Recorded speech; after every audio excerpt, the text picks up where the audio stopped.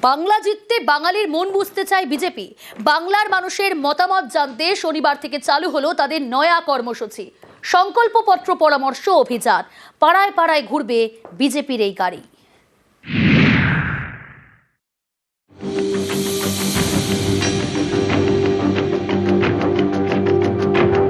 আমাদের যে সংকল্পপত্র হবে সেটা যেন সর্বব্যাপী হয় এবং সর্বস্পর্শী হয়, তার লক্ষ্যে আমরা সংকল্পপত্র পরামর্শ অভিযান শুরু করছি।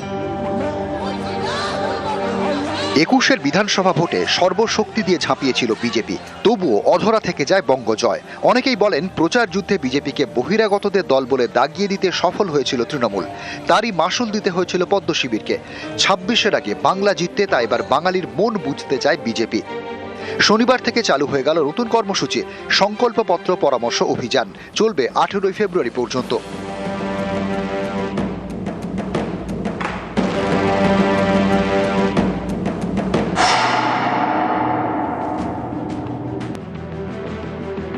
এই কর্মসূচিতে এলাকা এলাকায় ঘুরবে বিজেপির একটি গাড়ি। সেই গাড়িতে থাকবে ড্রপ বক্স, সেখানে লিখিতভাবে নিজেদের দাবি দেওয়া, মতামত এবং অভাব অভিযোগ জানাতে পারবেন সাধারণ মানুষ। শুধু ড্রপ বক্স নয়, মতামত জানানোর জন্য স্ক্যানার, ইমেল এবং হোয়াটসঅ্যাপও চালু করেছে বিজেপি। পদ্ম শিবিরের দাবি, সাধারণ মানুষের মতামত অনুযায়ী তৈরি হবে ২৬-এর ইশতেহার, যাকে বিজেপি বলে সংকল্পপত্র।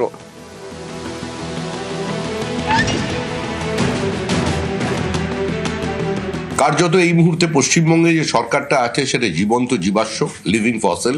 পরিবর্তন শুধু অবশ্যম্ভাবী নয়, পরিবর্তন নিশ্চিত হয়ে গেছে। 15 বছর তথাকথিত ক্ষমতার পালাবদলের পর যে সরকারটাকে পেয়েছি সেটা পশ্চিমবঙ্গ রাজ্য সরকার হয়ে উঠতে পারেনি, সেটা সম্পূর্ণভাবে তৃণমূল কংগ্রেস সরকার থেকে গেছে। এটা যাতে বিজেপি সরকার না হয়ে যায়, সেই পশ্চিমবঙ্গ রাজ্য সরকার তৈরির লক্ষ্যেই আমাদের এই বিকশিত ভারতের সংকল্পপত্র গ্রহণের অভিযান। পশ্চিমবঙ্গে এই ধরনের 1000টি জায়গায় এই ড্রপ বক্স থাকবে।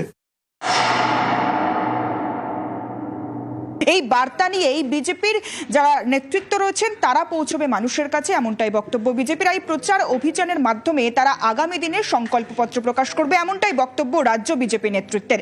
ক্যামেরায় অর্চনের সঙ্গে সুস্মিতা, নিউজ 18 বাংলা, কলকাতা।